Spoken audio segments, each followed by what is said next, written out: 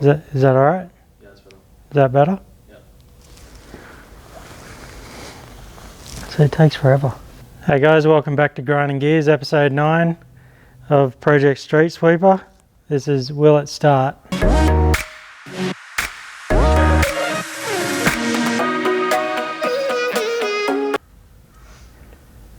So the front brakes, we had to get a new front brake hose made from, we went down to a place down at Nerang called Hydrolink, and they knocked up I needed it 100mm longer because these bars are so wide. We had to just make it 100mm longer so we got the right length.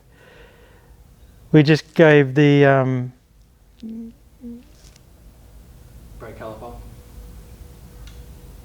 the brake caliper a bath in some what was that called, degreaser, and that came up like fresh, brand new. Whacked in some new eBay brake pads, and we got this this master cylinder and brake setup, front brake setup off eBay as well. That was only cheap, like $40 or something like that. I think the pads were like $15 because everything high sung is super cheap. And then tried to bleed that up, and we ended up, it just wasn't working. So my brother-in-law gave me some new copper washers for the bottom of the line, and threw them on, and she's all sweet now. So the front brake, we've got front brakes, so that's good.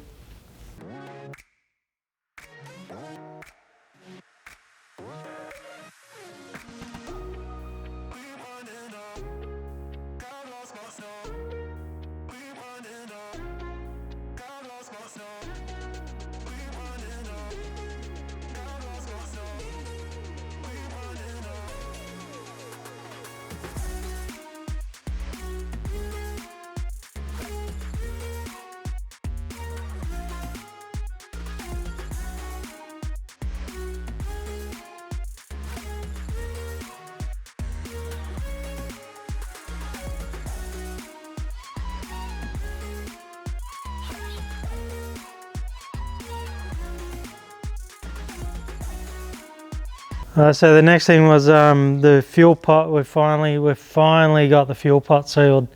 Like this has been the hardest thing of the whole build. Like we've put a 450 engine into this thing. We've put a front end that doesn't fit, but the hardest thing was trying to make this stupid fuel pump go into this fuel pot and seal and go in the right spot and be able to pump. So also while we're down at Hoselink, I had to talk to the blokes down there because these fittings are they're like vulcanized on, so you can't just put a hose clamp on it because they're EFI, so they're under pressure all the time. So the guy had an idea. He said, why don't we just cut this hose up, because it had a sheath on the outside of the fuel hose. So he said, do you mind if I cut it up? And I said, well, I can't use it, so let's do it. So he just cut that up, and we found out it's just some 3/8 line. I got just a bit of 3/8 line, and he's had a look around, and we came up with the brass fittings that you'll see. So we just cut it to length. We got a right angle, 90-degree elbow, and then a straight connector. And because these were bent already, they've sort of gone straight into place for us.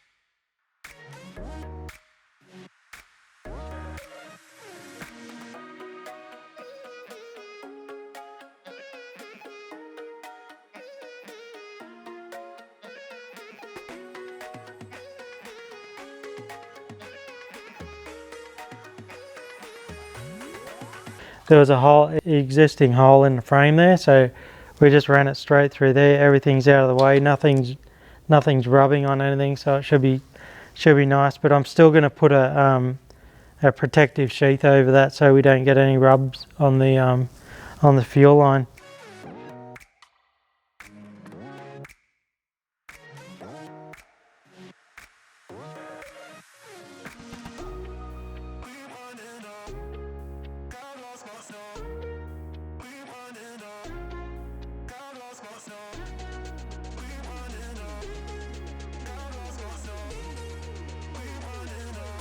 So we were worried that, you know, like I've done wiring on here, that could have been a disaster. I didn't know if the fuel pump's going to work. We didn't know, like we tested the spark, but not with the spark plug in it because it was all brand new. We didn't know if any of this wiring was going to be, who knows, could have been anything. The fuel line did have a leak because the guy told me not to over tighten the brass nuts because they crack the nuts pretty easy. So we didn't know. It's all unknown at the moment, so we don't know if we're gonna get it fired up. But I went down to Honda and also got a new spark plug because I've ordered the fuel tank, the fuel cap rubber from Honda down at Nerang, and I thought I'll see if they've got that in while I go down, and I had to get a new spark plug anyway. So I went down and turns out the guy doesn't even have it on the system. So I don't know what Honda I ordered it from, but who knows, they'll ring me up I guess and say come and pick it up. It could be in Melbourne for all I know, I don't know. So yeah, we're gonna just try and kick it in the guts and see what happens. I don't know if there's like the neutral switch works. I don't know if the bike over switch works. We're just gonna suck it and see. So now what do you want? Do you want me to take it off and you do it now? Okay. Yeah.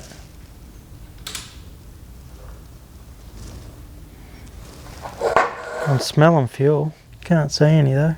Well, you've got no air filter on there. Yeah, that's probably what it's from. And no exhaust. Yeah, no exhaust. So because I've got no foot pegs, I've just got this paint tin that I'm gonna have to put my little legs on and see if we can get it to kick over. So I watched a video because I didn't know, like with the electronic fuel pumps, the stator, you just got to like crank it a few times to energize the fuel pump in these. So we'll just we'll try that a couple of times. Do you want to come around this side, Jack? Oh, that sounds good. She's got some compression. So we'll get her up to top dead center.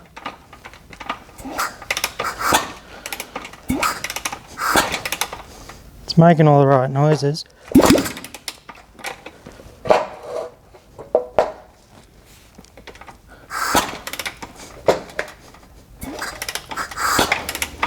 Hard enough, honey.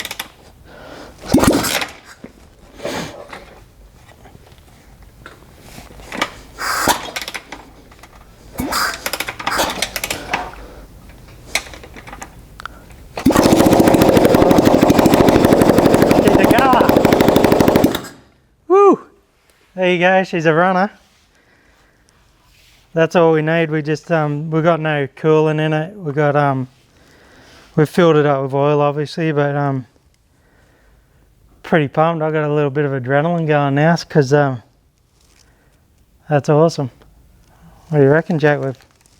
We've got her alive, so I'm not going to run it any more than that at the moment. We've got no pipe on it and we'll burn the arse out of our radiator and everything else, but that's pretty cool. She's a runner. So that's all for today, and we'll catch you on the next one.